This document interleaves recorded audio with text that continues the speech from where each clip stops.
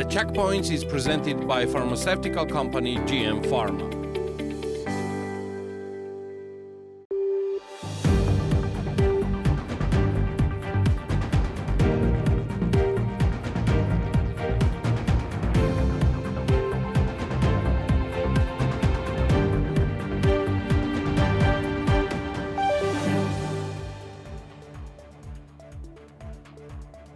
In April 2024, the construction cost index CCI increased by 0.6% compared to the previous month. The change was mainly due to a 0.5% increase in the prices for construction materials, which contributed to 0.28 percentage points to the total index change, according to the preliminary data from the National Statistics Office of Georgia, Geostat. The representatives of the Georgian opposition have addressed Congressman Joe Wilson regarding the Megobari Act initiation. In their letter, they expressed their gratitude for the strong support of the American people in the continuous struggle to protect Georgia's sovereignty, territorial integrity, democracy, and Euro-Atlantic course. The Tbilisi City Hall City Service of Economic Development is organizing the 14th Forum of Local Economic Development titled Healthy City, Green, Ecologically Clean Environment, Flexible and Sustainable Urban Development. Tbilisi Mayor Kakha Kaladze delivered the opening speech, underscoring the city's commitment to fostering a healthy, sustainable urban development. The review of relations with Georgia is about potential sanctions, visa restrictions, U.S. State Department spokesperson Matthew Miller said at the briefing. We announced a review less than 2 weeks ago of our relationship given the law that Georgia has passed, and I'm being a little flippant in response to your answer, but it's because there are actual serious policy ramifications here, not just rhetoric. It is about the amount of assistance that we provide to Georgia, some 390 million USD that was budgeted over the past few years that is under review. It is about potential sanctions, visa restrictions that we announced as a policy less than 2 weeks ago that we are studying right now whether and how and when to implement. So you will see more from us, you will hear more from us, Miller stated. This is The Checkpoints. I'm Elena Kvanchilashvili, author and the host of the show, and the Checkpoints team is ready to sum up Business and Economics Week for you. Transparency International Georgia, TI Georgia, published a report noting that TI Georgia has been observing the developments surrounding the Anaklia seaport since 2018. In 2022, the government of Georgia terminated the contract with a consortium of Western companies that was supposed to build the Anaklia Port, ADC. On May 29 this year, it became known that the Ministry of Economy and Sustainable Development selected a Chinese-Singaporean holding which is known for corruption-related scandals and is under restrictions imposed by the U.S. government and the investor in the Anaklia port.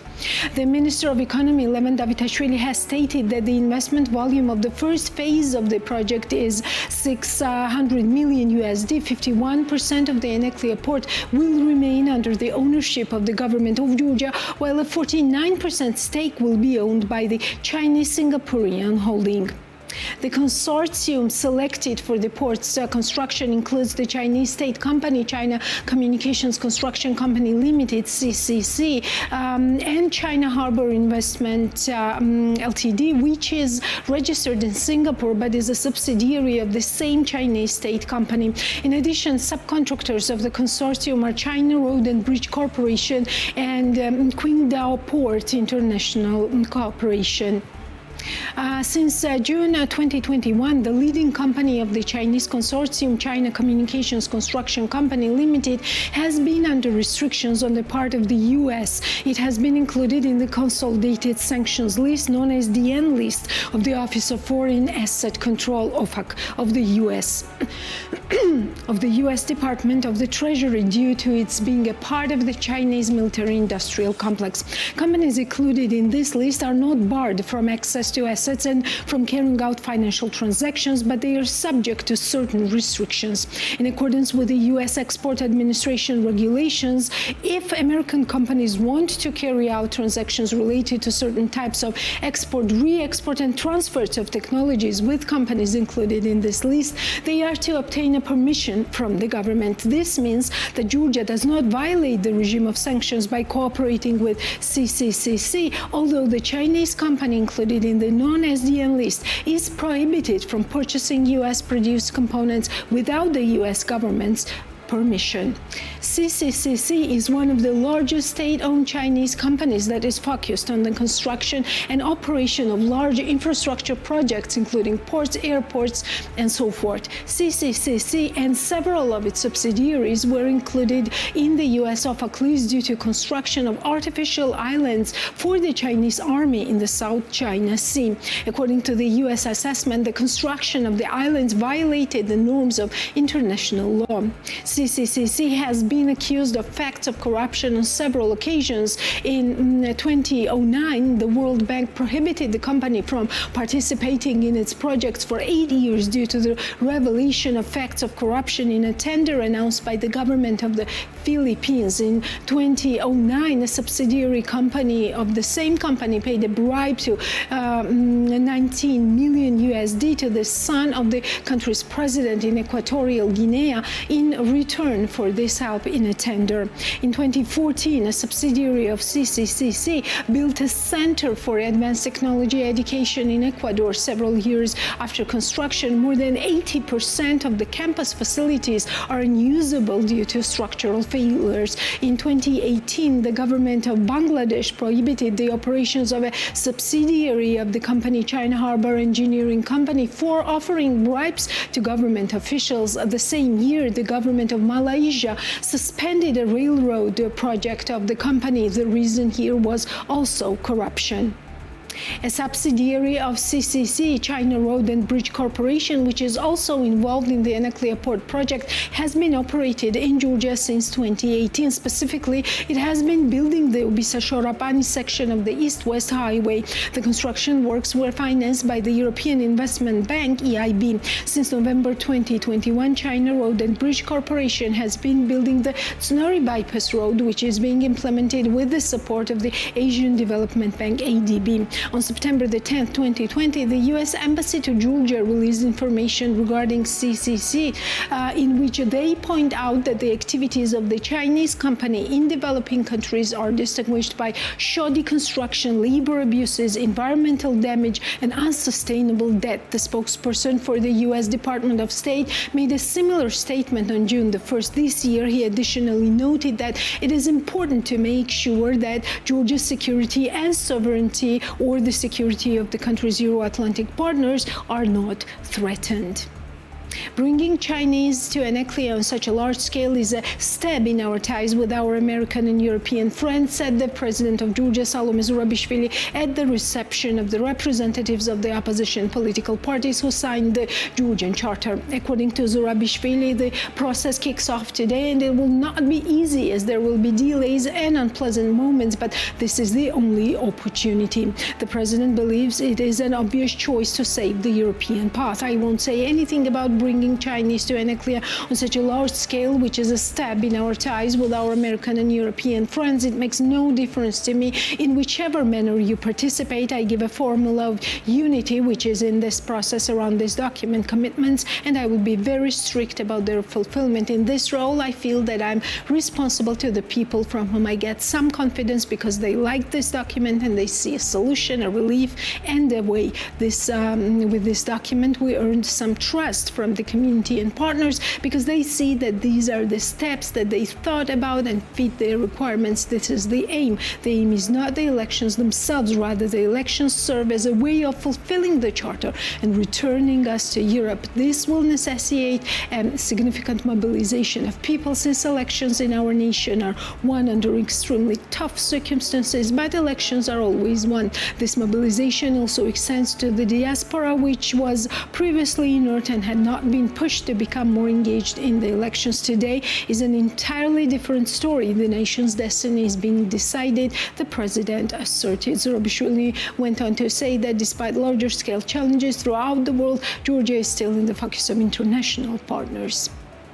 Georgian Prime Minister Irakli Qobakhidze on Tuesday claimed President Salome Zurabishvili's statement on the involvement of a Chinese company in the implementation of the Anaklia port project in the country's northwest was a very serious provocation and speculation. Qobakhidze's comments followed Zurabishvili on Monday, saying the involvement of a Chinese company selected by the government for the project to such an extent means stabbing our relations with our American and European partners. The China Communication Construction Company Limited will be the government's private partner for the port project. In his response, the PM said everyone knows very well how important it is to deepen the partnership with China and noted the strategic partnership agreement signed with the country last year, adding both the political and economic aspects of this cooperation are important to us. We have a strategic location. Our country has historically connected Europe and Asia, the West and the East. To restore the function of our strategic connection as much as possible, it is fundamentally important to develop our trade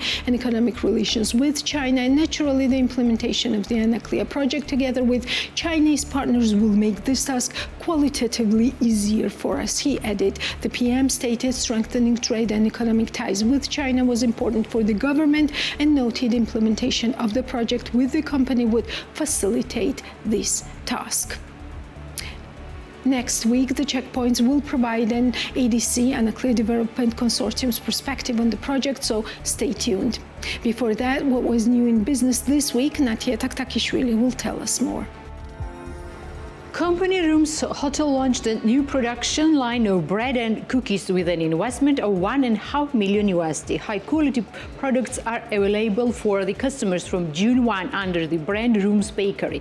According to Valery Chekheria, Executive Director of Rooms Hotel, the bakery is placed in the same building of Rooms Hotel Tbilisi and employs 27 people. Chekheria declares that the bread and cookies of Rooms Bakery is sold in the gastronomy chain from the 1st of June.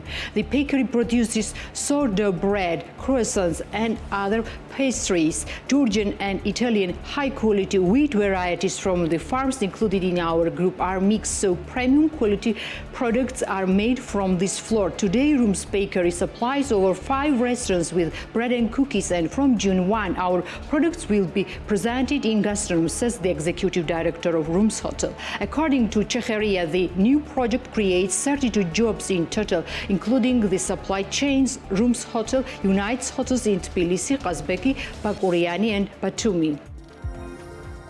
Georgi Kodua, the founder of Air Georgia, said during his visit to TV program Business Course that if Georgia loses its aviation destination in Europe, it will receive a significant blow. According to him, after losing the European market, Georgia will not be interesting for Russia in terms of aviation. Georgi Kodua says that due to the current events in the country, the leasing companies which help airlines to bring planes to Georgia already have questions. According to him, leasing companies refuse to cooperate due to the unstable situation in the country. And we're surprised by the statements when they say that it's okay if we don't fly to Europe. The Russian market will replace it. I can say that even Russia does not need you without the European market. Russia has problems due to the sanctions and uses Georgia as a transit hub. As you know, Georgian Airways and Arzena have already developed transit flights from Moscow to Tbilisi and from Tbilisi to Paris. When it's said that we don't need Europe, if there is no Europe, there will no Russia flights either, says Georgi Kodua, the founder of Air Georgia. A new tourist facility, Kalo House, was opened a few months ago in Kedah municipality, Achara region. An investment of 150,000 lari was spent on the development of 2 cottages and a yard.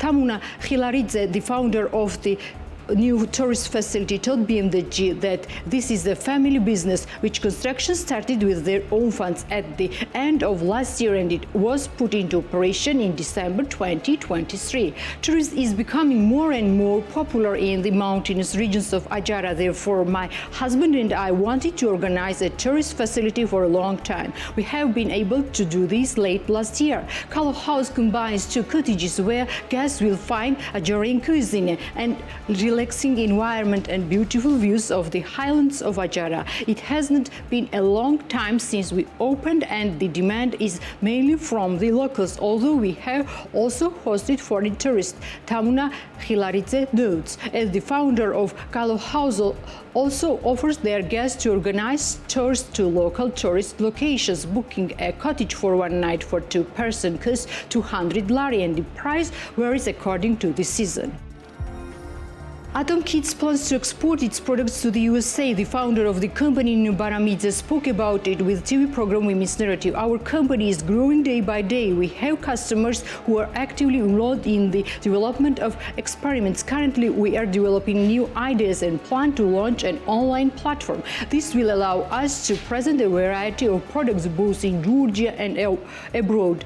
In terms of exports, we are already in the process of finalizing the negotiations with the US, and very soon Atom Kids products will be presented there as well, Nino Baramidze said. Atom Kids allows children and parents to observe certain events at home without the need for the laboratory. At this point, the company offers the users 12 experiments that promote science, math, and engineering. We invested 100,000 lari. The experiments are adapted for an age group from 3 to 12 years old. All the attributes for the conducting the experiment are completely safe, explains Nino Baramidze. According to her, Atom Kids actively participates in various international exhibitions. Their main goal is to raise awareness and attract customers. Since 2018, Atom Kids has been offering users cognitive experiments. The company's enterprise is located in Natakhtari village and employs 15 people.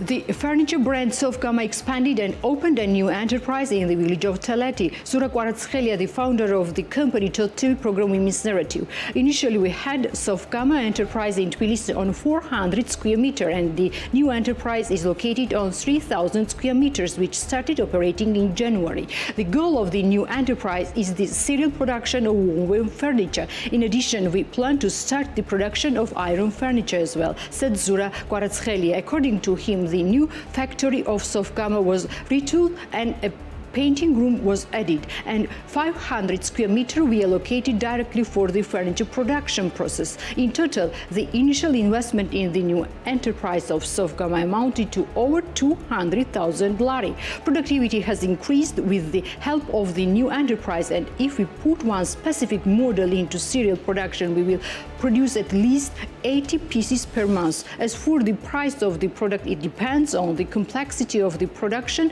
raw materials, and sizes, Zura Kvaratskhelia said. Furniture enterprise Sovgama currently employs 50 people. However, according to the founder, it's planned to add more staff along with the increase in production. Sovgama has been operating in the market since 2020, offering customers a wide variety of woven furniture. Kocha Guinepadze, the founder of the company Alali, talks with BMDG about the impact of the so-called Russian law on business and notes that it affects globally all directions in the long term. According to him, in the current events in the country don't change, the current grants and financing will cut off, and these international companies will no longer want to cooperate with Georgia. The subject of the so-called Russian law doesn't concern only one direction. In the long term, it affects all sectors globally. You know that the European Union and USA assist in many sectors. I myself have obtained several grants and funding in order to provide the necessary equipment. Already, international organizations helped me to introduce ISO and HACCP standards, although the Ministry of Agriculture also actively helps us in business development. Here are some exhibitions organized by the United States and European Union. I think that if the current situation in the country continues, these grants are withdrawn and sources of financing are stopped. International companies will no longer cooperate with us, Guinepadze said. According to him, international organizations are actively involved in all sectors, including in the field of education, which means that it will have a negative impact on the development of the country in general. Company Agara Sugar resumed its work. Nicholas Natbiladze, a member of the board of directors of the company, confirmed the information to BMDG. According to him, scheduled repairs were being carried out in the country. April was considered the time of the factory's launch. In November 2017, Agara Sugar stopped working and went into conservation mode due to the change in the prices of raw materials and white sugar in the international market. After the protests of the unemployed factory employees with the involvement of the Business Ombudsman's Office and the trade unions, the agreement was reached with the state, and in 2018, the factory came out of the conservation mode. The plant started working at full capacity in June, although temporarily, until December 31.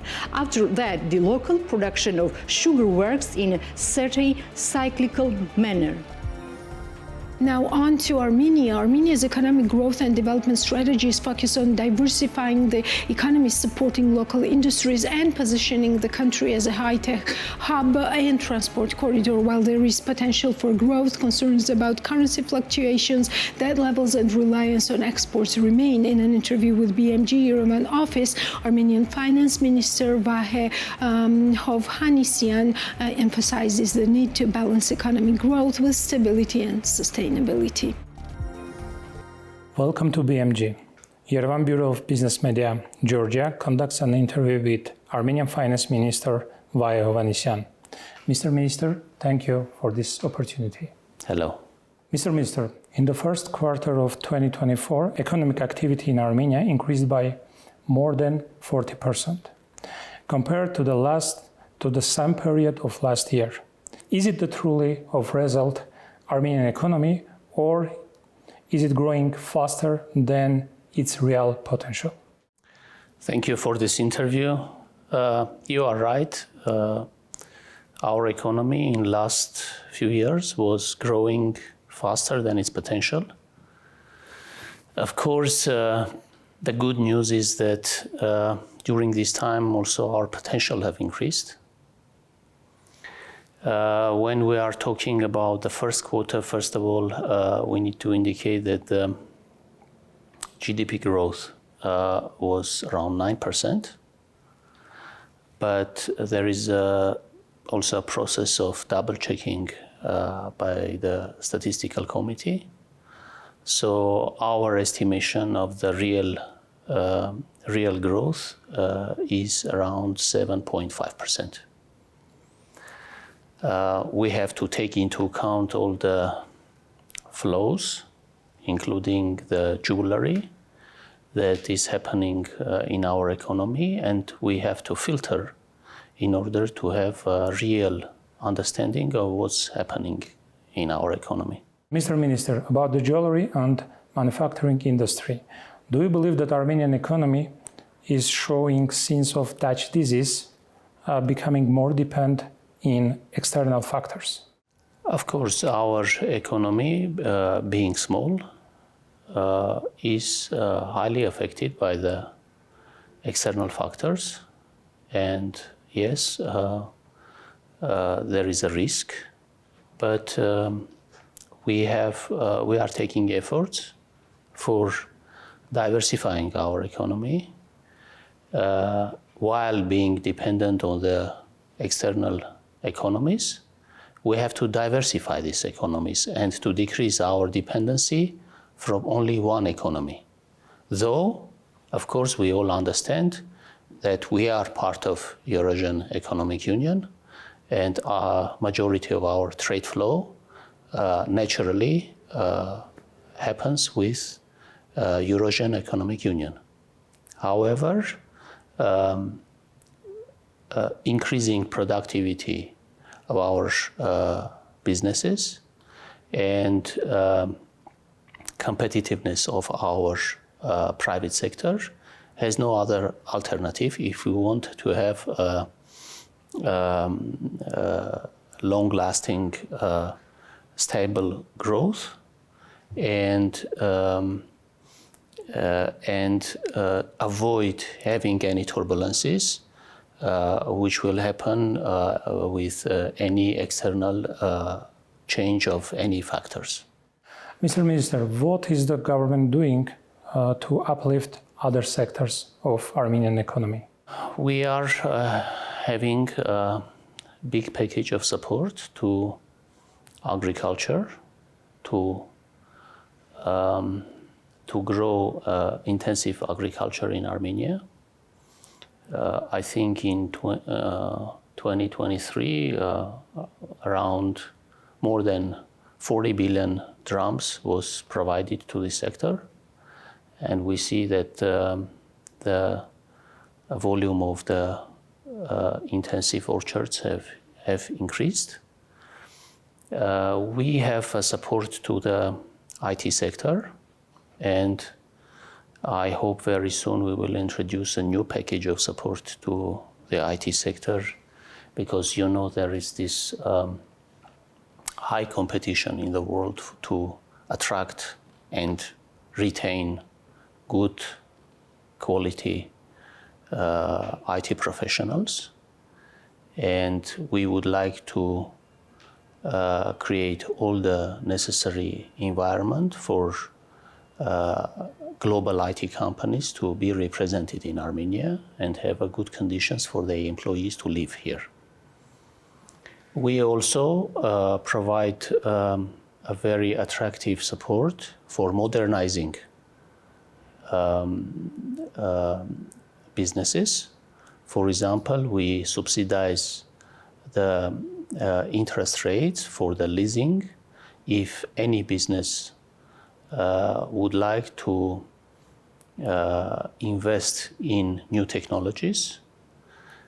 We subsidize IT procurement if anyone wants to increase their productivity and efficiency by investing in digitalization, and a number of other sectors. So in different ways, by also improving our trade, customs procedures, we would like to support our businesses to be more efficient in their trade and exports. What do you see as a competitive advantage of Armenia in the region in terms of attracting investors? I think Armenia should position itself as a high technology hub, as we were also in the time of the Soviet Union, and to provide innovative technological solutions, not only in the region but globally.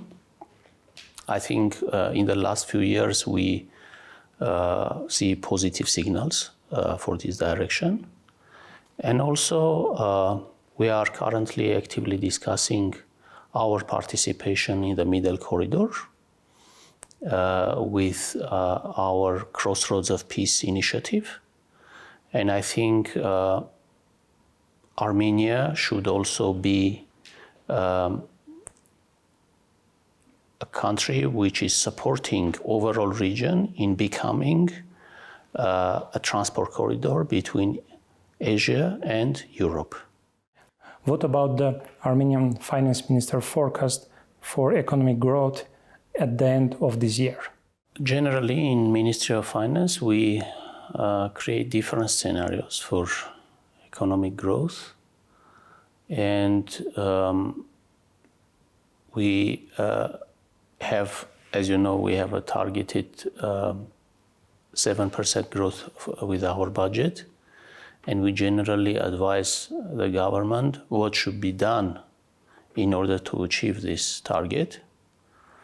Recently, we have done analysis, and of course, as I said, we have different scenarios. But with the current scenario, which is most probable to our view, though many things can change through the course of the year, we think it will be around 7%, a little bit below 7%. How manageable is Armenian public debt, and how much is it the extent to increase by the end of this year? As you know, we have had remarkable results for last few years, where only in 2 years we were able to decrease our debt from 63% to 47%. And the other positive results was that we managed to increase the share of our Armenian denominated debt, which is a little bit below 50% now. And this puts us in the area where our debt is in a very sustainable level, and the rating agencies' recent changes in our rating is one of the indicators for that. We are sure that till the end of the year we will maintain the level of our government debt below 50%. Armenia and Georgia are one of the most important trade partners for each other. In the terms of custom procedures, are there any challenges that do you work together in order to overcome? Ministry of Finance is not actively involved in these discussions, but I know that our colleagues in SRC are working very closely with Ministry of Finance of Georgia, as in Georgia, Ministry of Finance is also responsible for the customs and tax. And there are many areas where we are synchronizing our work in order to make all the operations smoothly. But I also would like to indicate that there is a very good cooperation between Ministry of Finance of Armenia and Ministry of Finance of Georgia. And it is becoming a tradition already that every year we meet to discuss our fiscal policies and our forecast for the future, to learn from each other, and our colleagues are exchanging our policies, learning from each other. And I think this is a very positive thing, which can later on turn into more regional cooperation. We have met last year in Armenia, and we are now planning our next meeting for this summer. Thank you, Mr. Minister. Thank you. We conducted the interview with Armenian Finance Minister Vahe Hovhannisyan. Thank you for your attention. And now on to Uzbekistan. What are some of the main benefits that this country can offer in accordance with the trend that it's becoming extensively a global service provider country, not only in IT, but also such services as consulting, insurance, medical services, and so forth. This is what IT Park CEO Farhod Ibragimov told Business Week. On this and much more, you can watch the interview. Mr. Farhad, thank you so much. Great honor and my pleasure hosting you. Thank you very much. Thank you so much for coming to Tbilisi, and please update us and share with us the latest development in IT sector in Uzbekistan, about the market overview, please, and where do we stand right now? Thank you very much. Thank you. For inviting me. It's an honor to us to be here in Georgia, to expand the current conditions, advantages what we have in Uzbekistan for the worldwide.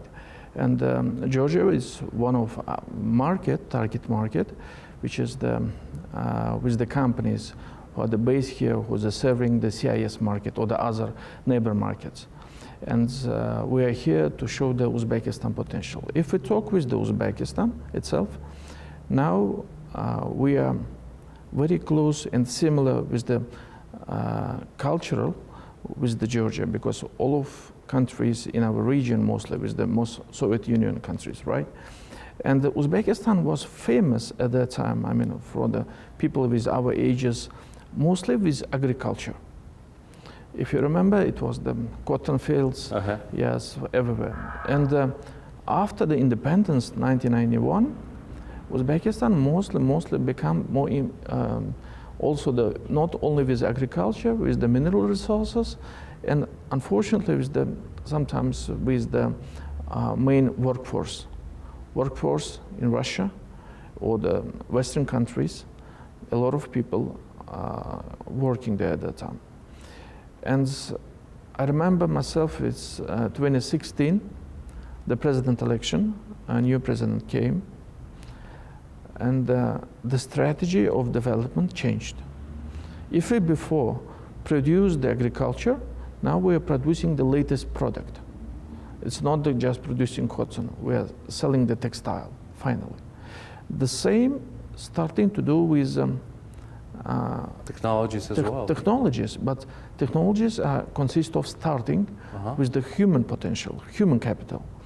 So as the previously, this is one of the reasons why TBC Bank, by the way, in Uzbekistan. Absolutely, yes. We are growing, you can imagine that. It's less than million, Nico said the million, we are growing the 800,000 annually. This is huge. And very important thing is that the economy is growing as well, quite fast. And we are the top 15, 16 economies for the growing GDP in the world.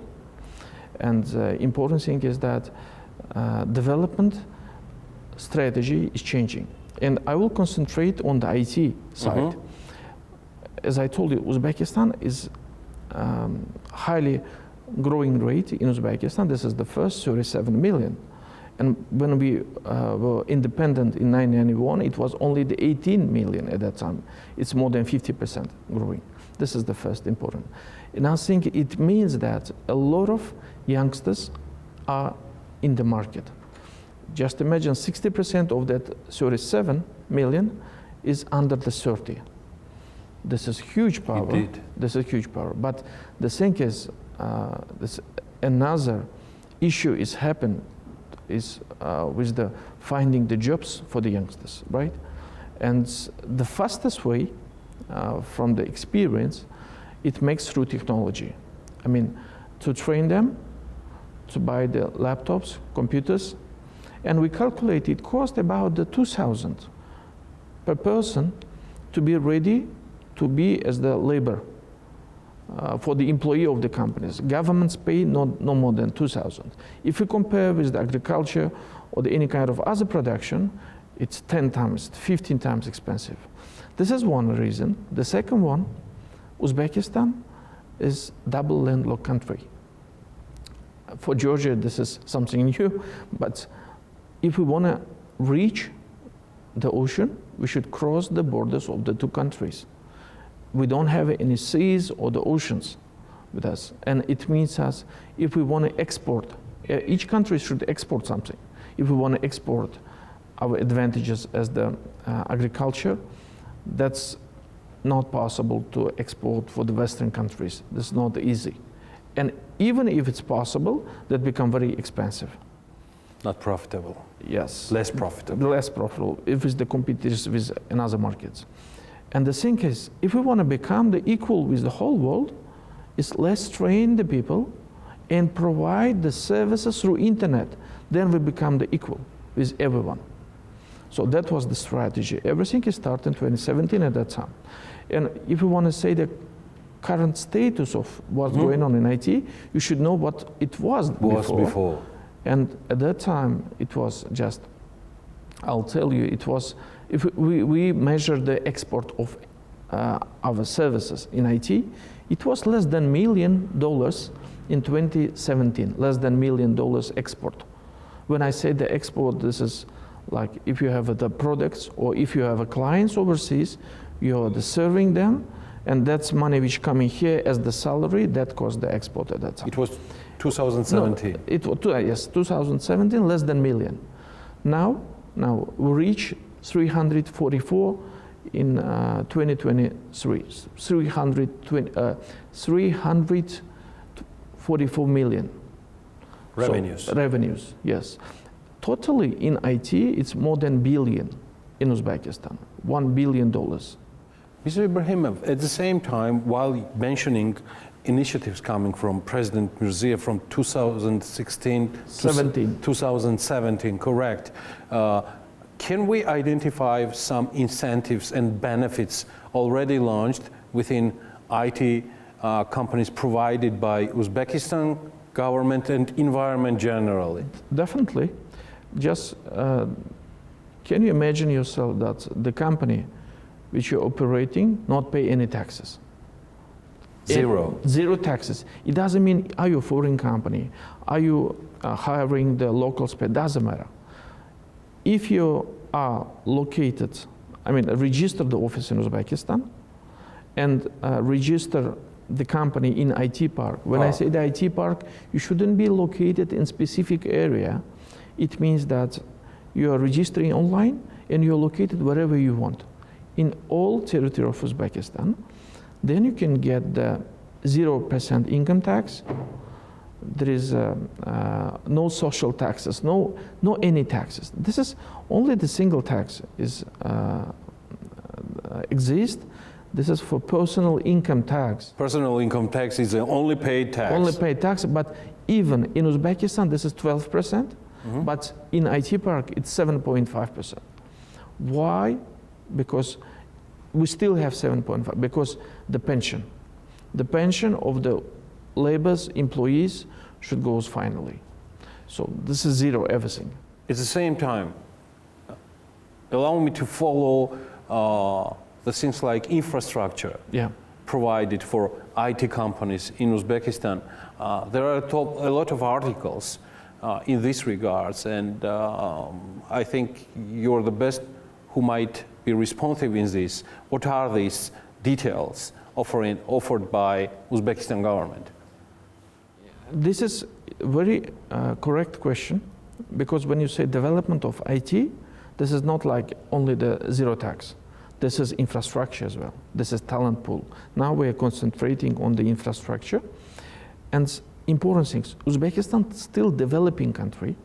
We have the 90 billion GDP in Uzbekistan. But the thing is important thing.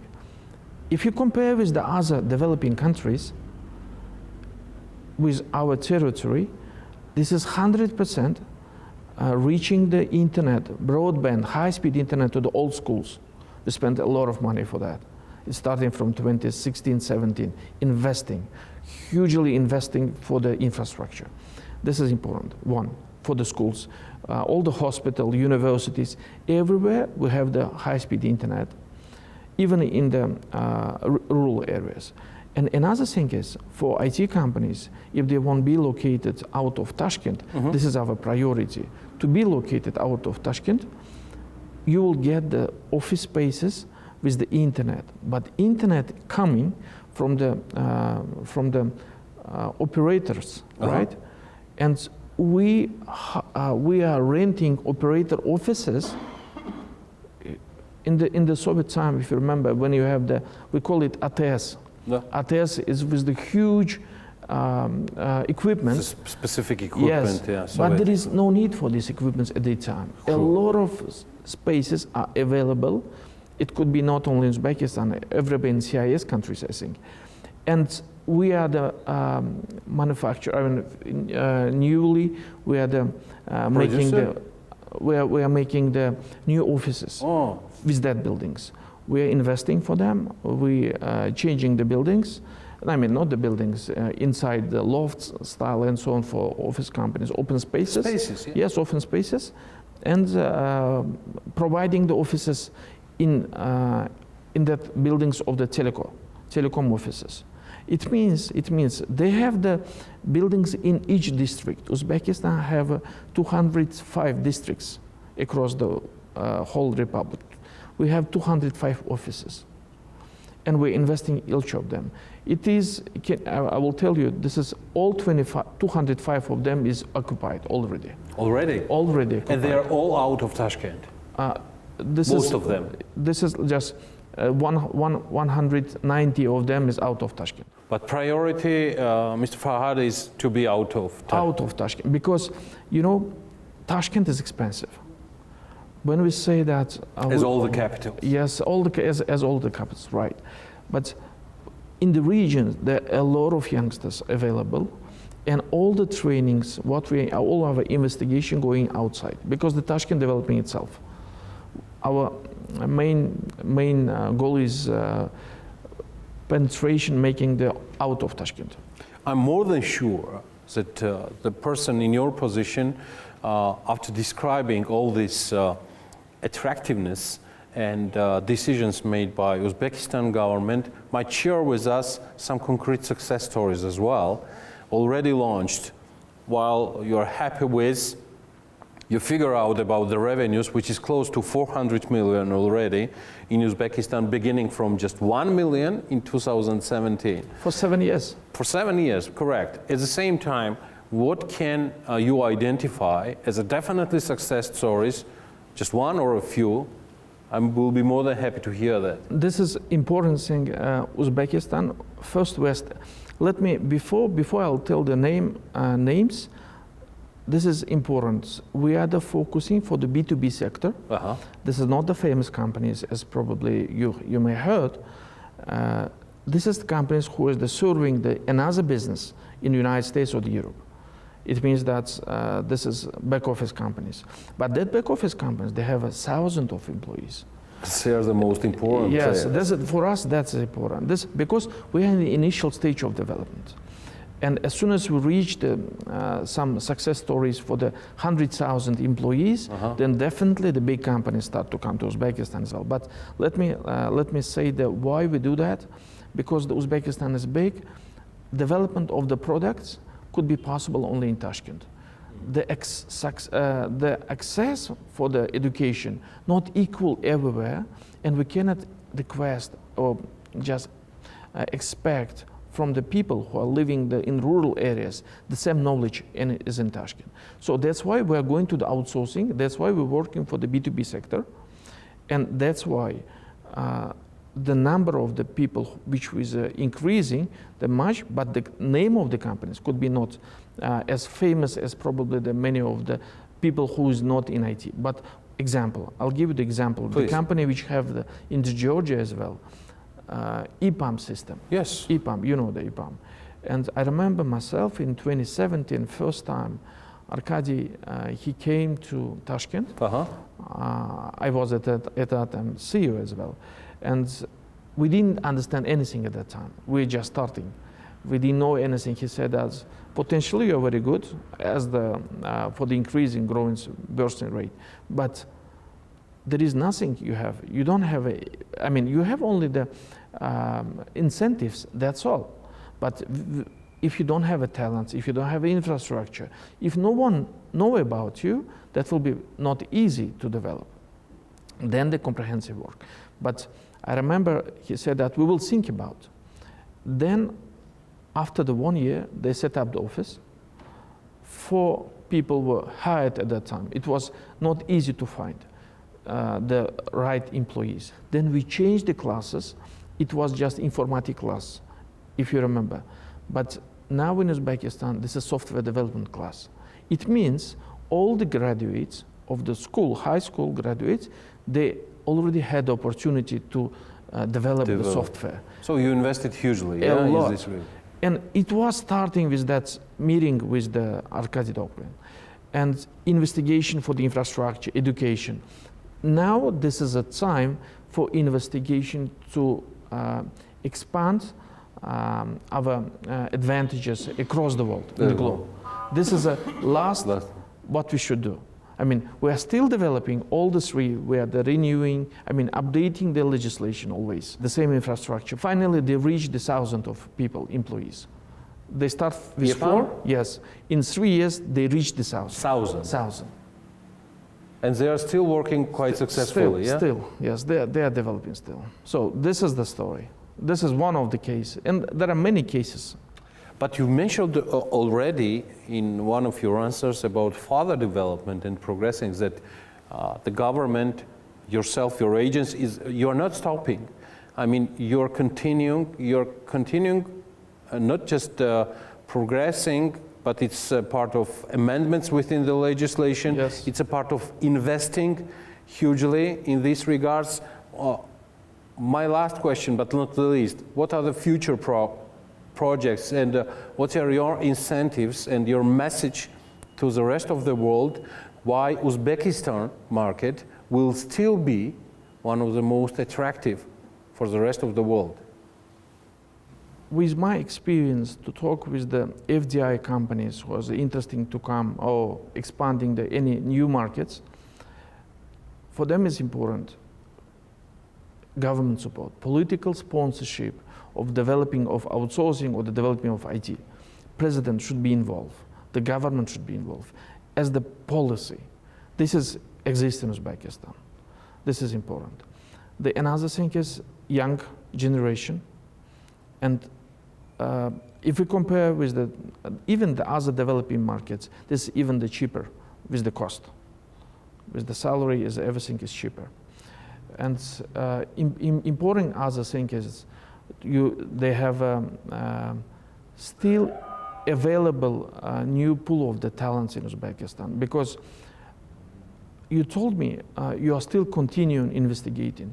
If we will stop to do that, all the investing for the education last 5-6 years, they just come into the market. If we will not find the foreign companies in Uzbekistan, that people should move to another area or move from the country.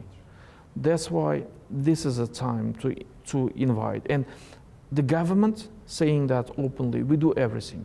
If you are the foreign company, would like to come to Uzbekistan and start operation in the region, I'll tell you, no capex cost.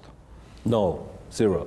Yes, why I'm saying that, office will be provided, rent for free, 1 year, for free.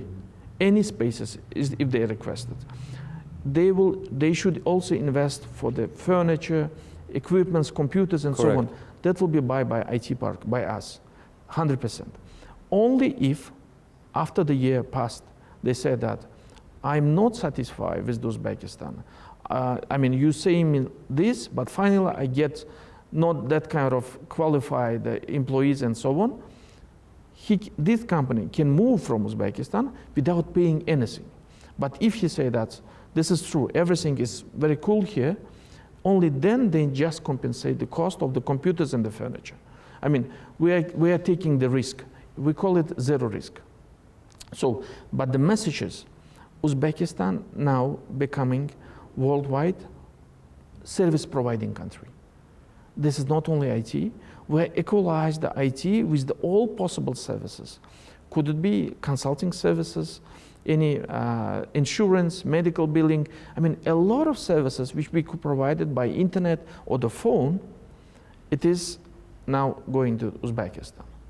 So, we're here in Tbilisi, sitting in a beautiful office of TBC, and Georgia is gladly welcoming you as a representative of one of the most successful countries within our region. Tell me, you mentioned, and we all together met with Nika Kurdiani and Oliver Hughes here. Nika has mentioned in his last interview with us about importance of the Uzbekistan market, and Georgia is one of the investors in Uzbekistan as well in regards of TBC, which is growing, and Nika has mentioned that it was just 32 million when TBC began just 4 years ago, and how Uzbekistan is tremendously growing. What's going to be your message here, Mr. Fahad, for TBC conference, IT conference, held just in few hours? the messages, Georgia is closer to Europe. It's closer, this is important. And there are many companies from the western side, they have their branches here in Georgia. But even if the Georgian companies, I'm mostly concentrating for the Georgian companies, they are still serving their clients in the CIS market or the other markets. If they want to expand their business, they could come to Uzbekistan, and through Uzbekistan, they can provide the services for the another new clients. And CIS market, it is quite big. And we have very good relationship with the MENA market as well. Saudi Arabia, United Arab Emirates, Qatar. We have very good connections. And many of companies from the United States, they are providing the services for the MENA through Uzbekistan. And we are between the East and West, and as the Georgia as well. But by the capacity, that could be possible and cheaper through Uzbekistan. So welcome all the Georgian companies, welcome as the market to Uzbekistan to provide their service in Uzbekistan and through Uzbekistan to their clients. Mr. Farhad Ibrahimov, thanks so much for this opportunity and good luck. Thank you very much. Thank you so much. Thank you for having me. Thank you. And that's all for today. We will meet next Sunday, 11 a.m. sharp. But before that, I will leave you off with the interview with Tom Keating. Here is everything you need to know about the sanctions. Mr. Keating, thank you so much for being with us and taking our questions.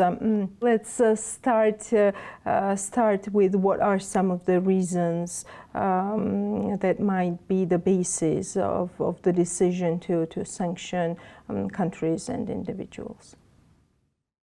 I think historically, before the full-scale Russian invasion of Ukraine, most countries used sanctions for delivering a foreign policy message. You know, we do not approve of what you're doing, part of their diplomatic toolbox. Of course, at the international level, the United Nations used sanctions in security situations, for example, against North Korea for its nuclear program, against terrorist organizations. But of course, the UN is broken. The ability of the UN to agree on anything these days is very limited. And so I don't think we'll see sanctions coming from the UN Security Council again anytime soon. So we come back to what do individual countries do?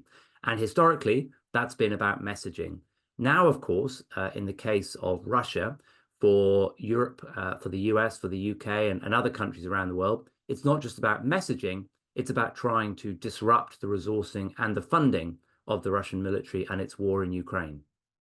What are some of the differences of sanctioning individuals and sanctioning the countries? And also, what is the perspective of the EU on this and the US on this? So to your second point, I think the EU has learned a lot of lessons in the last 2.5 years. Historically, the EU was quite light on sanctions. It used sanctions for diplomatic messaging. The High Representative, the EAS, the European External Action Service, was the body that would be sending a political message, a foreign policy message, to a country that it did not approve of its human rights activity or of its the way in which it was messing up with international security. The EU's come a long way, as I say, and so now, of course, it is buying into the use of sanctions in a more robust way, a more muscular way. You might say a more American way. The joke that I often make is that, you know, the Americans have for a long time been asking the EU to be tougher on sanctions. Now the EU is starting to be tougher on sanctions. When it comes to the difference between people, countries, and indeed entities, companies, the main focus is that the sanctions regimes on people and on entities freeze their assets, ask banks or require banks to freeze assets so that those assets cannot be used by the person or the company in question. They also impose travel bans, something we should talk about more as well. On countries, it's much rarer nowadays to see sanctions on full countries. The concept of smart sanctions, of sanctioning individuals and companies, is much more popular. And so it's very rare to see full embargoes on countries. That takes us back to the times before 1991, the times of the Soviet Union and the Cold War. Is it a smart way to sanction not only the individuals who are responsible for doing something very wrongly, but also like imposing a broader sanctions on their family members, those businesses that are associated with them? Why is that? And do you think sanctions are, in principle, the effective way to change the motivations of these individuals and change their behavior in the end? You raise an important point, which of course is if someone is sanctioned, they know they have been sanctioned and they will take action in order to try and avoid those sanctions. So family members are an important part of an avoidance network, friends from maybe high school, business associates. And so when a name is sanctioned, it's certainly the case. And again, we've seen this development over the last 2.5 years since Russia's full-scale invasion of Ukraine. The sanctions don't just target the person in question, the boss of the company or the oligarch, but they also target the children or the wife or the husband or maybe people who are known associates. So the point is that if sanctions are going to be effective, they need to target the right individuals. You've seen examples where people suspecting that they might be sanctioned in the future. We saw this in the early part of Russia's war in Ukraine. Oligarchs moved the ownership of their assets to family members because they were pretty sure they would be sanctioned and they wanted to future-proof themselves. So we have seen the US and the EU take measures against wives and daughters and sons as well. You mentioned travel bans, and somehow it is perceived that travel bans are not as a big deal as, for example, financial sanctions. What are the specific aims or specific goals of these sanctions? Well, I think you raise a fair question. So if assets are frozen, if sanctions require assets to be frozen, then banks around the world, whether they are in the US, the EU, or in Georgia, will consider that requirement and proceed cautiously, and indeed will, in some cases, freeze the assets. Travel bans, of course, only work if people want to travel to the United States or to the EU. If they are happy to stay in Georgia or to stay in Russia or to stay in any other country, the travel ban brings no real pressure. But I do think that you see, particularly in situations where the United States, obviously the State Department uses visa bans quite extensively against individuals that it believes are not upholding the international rule of law, are not upholding the kind of US values, then travel bans, I think, are, if you like, a first step, we can say. Is it comfortable to be on that list? And do individuals that are sanctioned, even though they might be saying that this is not a big deal, try everything not to be on those lists?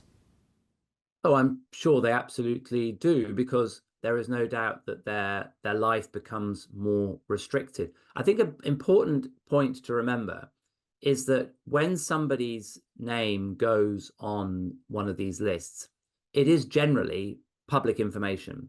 And so banks and other organizations see that information and they then decide how to react. Now, US sanctions do not apply in every country around the world.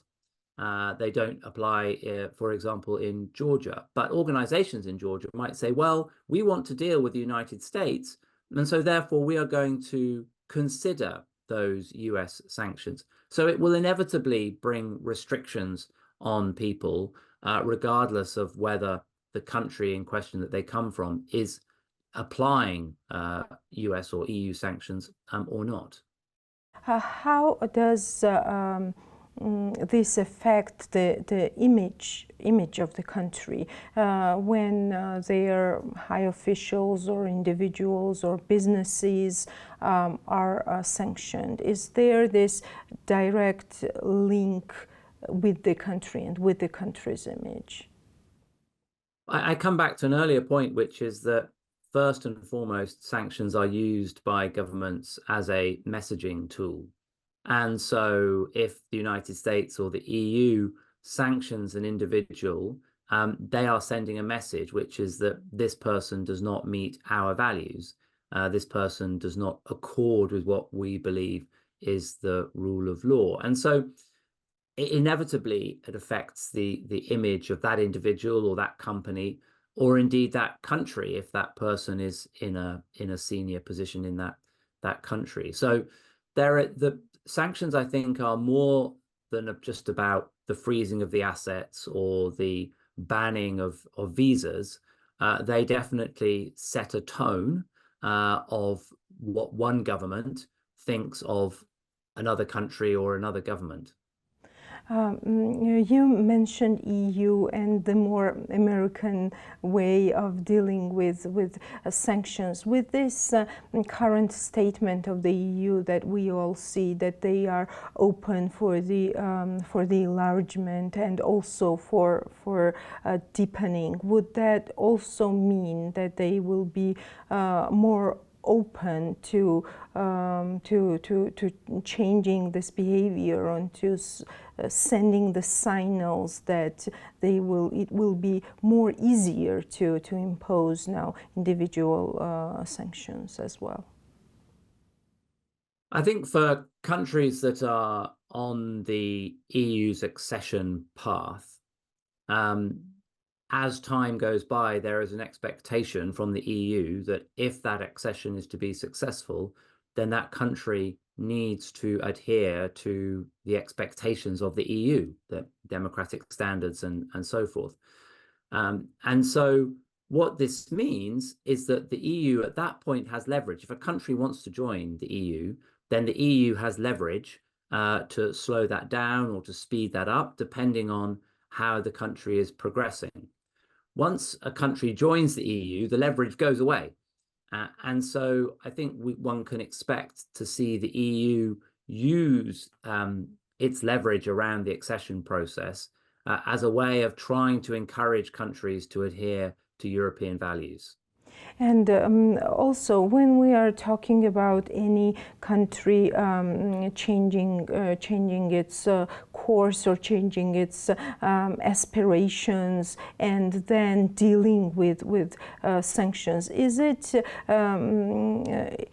about the perceptions of those countries or perceptions of those clubs, whether the country is changing a course or not, or are they studying thoroughly, looking at the signals, for example, like those who are within the country protesting against, for example, changing this course? Is it about like pure perceptions of these clubs or of these countries?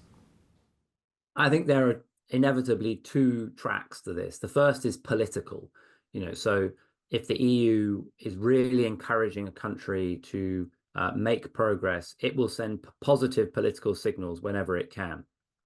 On the other side, there are bureaucrats in Brussels who are looking in detail at laws and at regulations to see the extent to which those are aligning with the EU's own laws and regulations. And so you've got if you like, a two-track process. You've got a political process, which could be encouraging, sending positive messages to try and keep a country on track.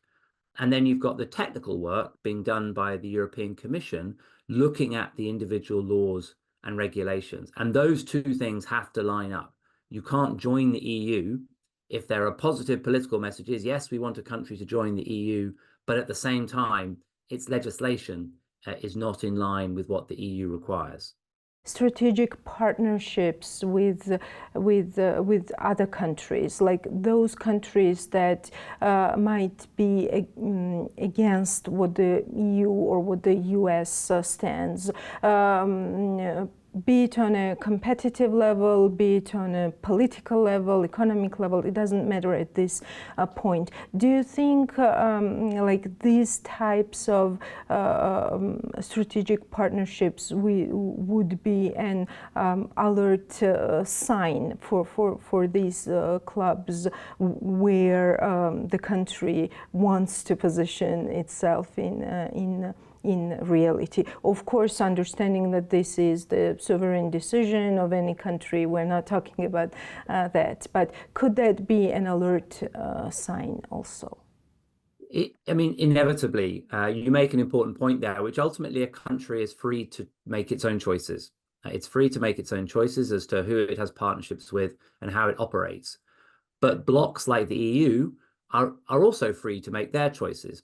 And if a country wants to align with the EU, then that country is a very welcome member of the European Union. If that country chooses not to align with the EU, then that country it's made its own choice. But you can't expect the EU to continue to welcome that country if it changes its posture.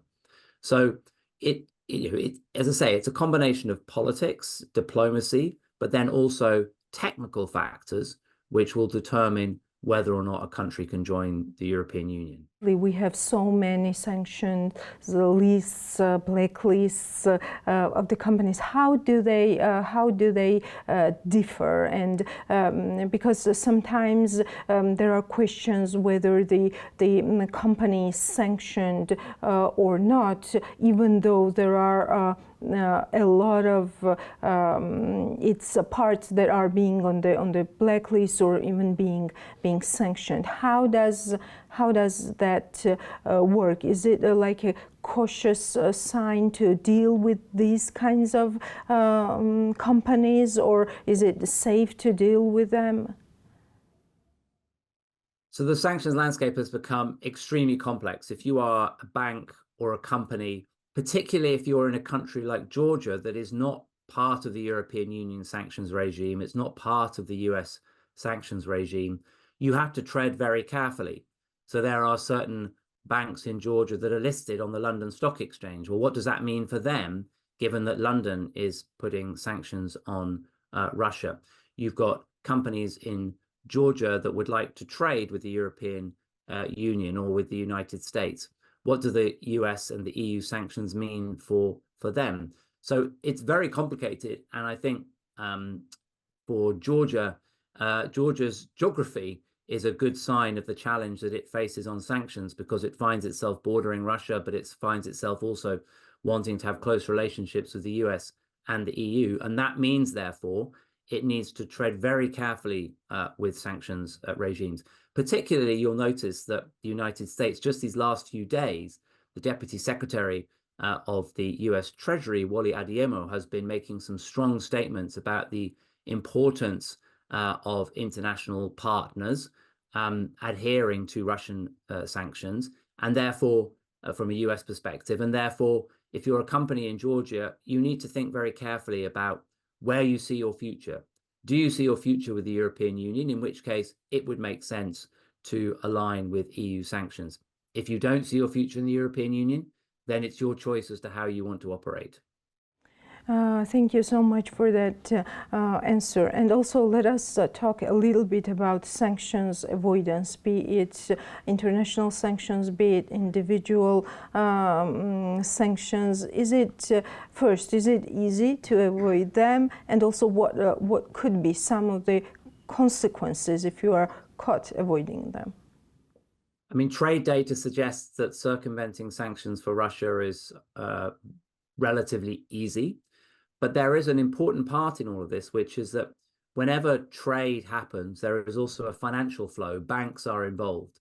And what we see from statements from the United States, and indeed it looks as though this will come in the EU as well, is that the authorities in the EU and the US are focusing very closely on banks. So if you are a bank in Georgia that is facilitating sanctions circumvention, you could well find yourself added to the US or the EU sanctions list. So rather than trying to focus on the actual trading companies, the manufacturers, there seems to have been a decision in the G7 or amongst Ukraine's allies to focus on the banks that are facilitating this trade. And banks have an unhappy history of being punished for facilitating sanctions evasion. So we might well see more of that happening in the months ahead. And my last question, are these sanctions working on Russia? And when should there be some kind of like a watershed moment when we can say that, yes, they are effective and they are already changing the big picture? Or Are the sanctions working is the $24 million question. In some ways they are working. We just talked about circumvention. Circumvention would not be happening if sanctions were not working. But at the same time, Russia is still fighting its war in Ukraine. It's still getting the resources it needs to make its drones and its missiles. So from that perspective, sanctions aren't working. The important message, I think, is that sanctions are a long-term game. They're not going to switch off the Russian economy overnight. So closing circumvention loopholes, pressuring banks to make sure they are only processing transactions that are approved and aren't facilitating circumvention, that's really important. And that's why I think in the months ahead, I would expect to see much more pressure coming, particularly from the United States, on any organization, any bank, any person who is facilitating Russia's war in Ukraine. Making this parallel with individual sanctions and back to changing their behavior and their motivations, would you say that is also a long process there? It is a long process. There are a few examples from history where American sanctions have caused a change in attitude very quickly, very suddenly, particularly where people want to have access to the United States, perhaps where their children are studying in the United States. Visa bans can actually be very powerful. But in general, we should never expect sanctions to have an immediate impact. They have to be part of a longer-term strategy. Thank you, Mr. Keating, so much for this very interesting conversation. Thank you. It's a pleasure to be with you again.